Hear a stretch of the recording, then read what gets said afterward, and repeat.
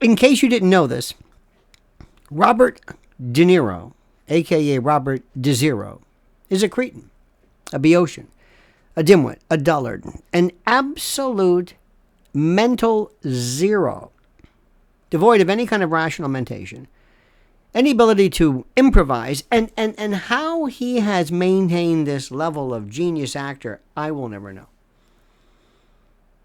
For the longest time, we have been told he is a genius. He has been the same role, the same character, the same person in every movie, with the exception of Rupert Pupkin in The King of Comedy. Short of that, maybe a little bit of Mean Streets, but not really. Robert De Niro is Robert De Niro is Robert De Niro. But we in society have been told by basically this woke radical left entertainment industry, and don't forget, politics is always downstream of culture, or from culture, as Breitbart said. But we've been told for the longest time that he's a genius. He's anything but a genius. He's cretinous, and I'm being kind. So the other day, somebody in the DNC, somebody in the Biden campaign, equally as cretinous, equally as stupid, decided we're going to send this oaf, this jadrul, this absolute monosyllabic, painful, they make him out to be laconic, and he's taciturn. He's a moron. He can't put words together. You would think, one of the, I think Truman Capote said that one of the aspects of that great actors, quote, great actors have, is that they're all morons. And maybe to be moronic is an assist in doing this type of thing. But in any event, this is critical to note.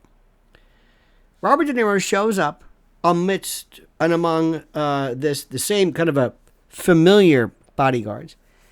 And he begins this tough guy wannabe, this guy who grew up in the village, who I guess parlayed that into this, I'm a mobster, maybe? The same way that Tom Hanks, after Private Ryan, believed, and I think still believes, he was in World War II.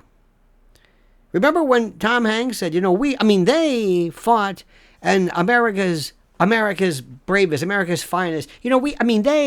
He became a World War II Normandy, a trooper or commando, and it happens. Again, maybe being delusional and basically borderline schizophrenic is one of the hallmarks of great acting. But Robert De Niro is a different story. Now let's go into the good part about this. Spend any time and research the dirt, the grime, the stories, the rumors of Robert De Niro that have since been, of course, taken care of and blown away. Oh, trafficking and prostitution. Just go through this. His involvement with perhaps maybe in the last moments of John Belushi, the Chateau Marmont, everything, of course, taken care of. All of these matters dealt with and disposed of, which is very interesting. Dealt with, disposed of, and they kind of went away. Now, in some circles, when you have somebody of note that you can pull their, tit out of the ringer, so to speak, they owe you.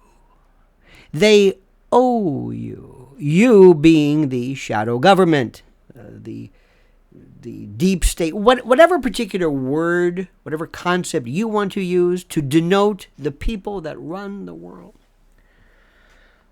So I wouldn't be surprised. Again, he's, of course, absolved of any and all accusations of the aforementioned, but I wouldn't be surprised if somebody told me, ever since he got out of that particular problem he had, they owned him. Democrats owned him. See, the Democrats own certain people. Streisand, Clooney, Hanks, the usual suspects, Spielberg. You see, one of the things, and I am not in any way intimating any kind of sexual or trafficking or Anything involving children? No. No, no, no.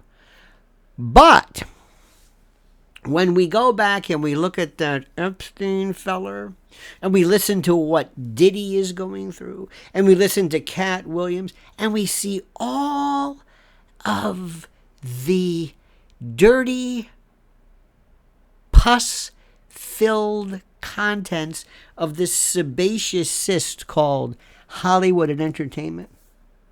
You know, when you save somebody, you own the person. Remember in The Godfather, Godfather 2, when Senator Geary, was it Geary? And he woke up in that particular brothel, and lo and behold, this prostitute was found, remember this? Tragically offed. And Al Neary was cleaning his hands. And Geary woke up, they slipped him a Mickey, I think they used to call him in the old days. And he's freaking out. And all of a sudden, here's Tom Hagen. He says, my brother Fredo owns this. She doesn't have any relatives. We'll take care of this. We own you. Now, I'm not suggesting that is done anymore. I mean, that's crazy. Can you imagine that? I mean, aren't we civilized? And certainly not in Hollywood. No way. But De Niro all of a sudden seems to always be there for these stupid, monosyllabic, coprolalic, vile screeds where he basically says nothing. And these people are so demented, these geniuses. They think that somehow he offers something. They think that somehow he provides something in this horrible, poorly read, I guess he was sent by the Biden campaign at a courthouse rally, compared to the others. When Donald Trump sent people, they really meant it. Everybody was eloquent. Everybody knew what they were saying. You didn't have to write it down. Now, this is a man who is an actor. This is the greatest actor of all time. And normally, this is a man who was so into character. He would ask folks, I remember, who was it? He asked Henry Hill, how did Jimmy Burke use his ketchup? Did he have a lighter? Did he use his left hand, his right hand? I got to get into the character. I've got to know everything about Jimmy the Gent Burke for Goodfellas. I've got to know this. I'm the consummate actor. I'm a genius. And this man doesn't understand the concept of Donald Trump is a bad man. Okay, now work with it. Speak from the heart. Try to win somebody over. You're Mr. New York, right? You saved, if not made, Tribeca. He saved New York after 9/11. There's no doubt about this. He's loved. Why don't you try to lose this guttural kind of, these F-bomb sorties, this unnecessary nonsense? Why don't you sound like you're not a hostage? Why don't you sound like you're not made to do this? Why don't you sound like you mean what you say? Why don't you sound that you sincerely think that the country would be better, or New York would be better, or the world would be better if there were no Donald Trump? Why don't you do that? Why don't you sound like that? Why, instead of this hostage video, pulling out the paper and walking around with a mask, with one of those those N95, what are you doing? What is the purpose of this? It's like you don't mean it. It's like you're paying off a debt. It's like you're always there to just show up. It's like you owe these people. It's like you have to always keep them happy. Not that you're Senator Geary, but It's as though you owe them. And you see, on a different note, certainly nothing to do with him, the number one business, remember two things. The number one is human trafficking in all of its iterations, and extortion, honeypots, blackmail. It's the greatest thing in the world. You don't have to, it's the cheapest thing. Pull somebody's,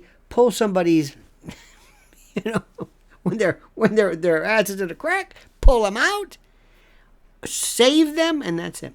And remind people, if you don't play ball with us, you'll be the next Weinstein. We could have saved Harvey. Easy. But we didn't. I don't know why, but they could have very easily. And the same thing with Diddy. Diddy, they decide to search, seize, but never charge. What was that about? Why? What was that about? Is it because they wanted to seize the evidence that he had so they could take it back for themselves, or just to send the word out? He's compromised. He's working with us. He's cooperating. Is that it? And the same thing with Epstein. What was that about? Where are all the tapes? Where are all the videos? Where are the hard drives and the thumb drives? Where are the recordings of Epstein? Where? And why did they decide to off him in the jail? Why not just disappear him somewhere? You know why. I know why. So Bobby De Niro, thank you. Bobby De Niro, Robert De Niro, Trump's secret weapon for acquittal and reelection, because he has basically inspired more people to side with Trump than anything anyone could imagine. Now, dear friends, comment as you see fit.